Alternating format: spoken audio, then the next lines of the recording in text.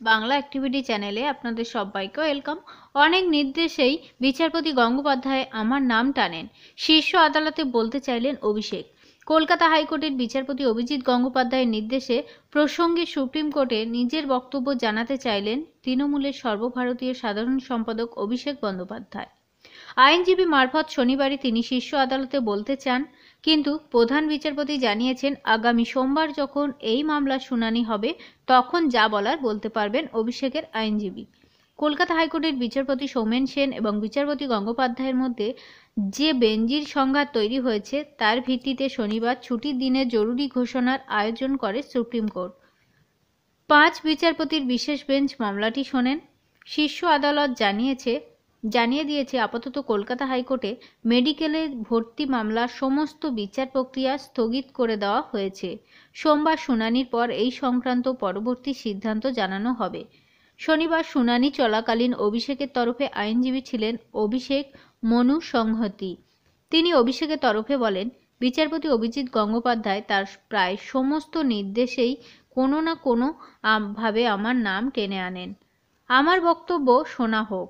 এরপরেই প্রধান বিচারপতি DY চন্দ্রচূড় তাকে জানান সোমবার এই মামলার শুনানি হবে, সেখানেই বক্তব্য জানাতে পারবেন অভিষেক।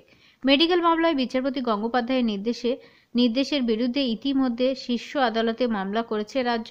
শনিবার SLP দাখিল করার অনুমতি চাওয়া হয়েছিল, শীর্ষ আদালত সেই অনুমতি দিয়েছে।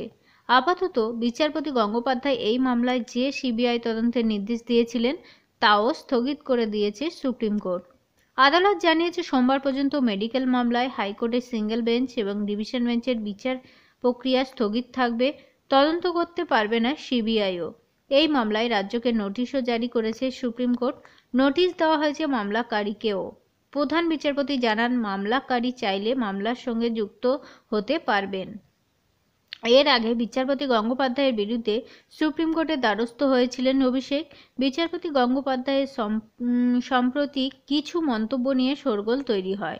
সম্প্রতি বিচারপতি গঙ্গোপাধ্যায়ের অপসারণ চেয়ে একটি চিঠি জমা পড়ে শীর্ষ আদালতে।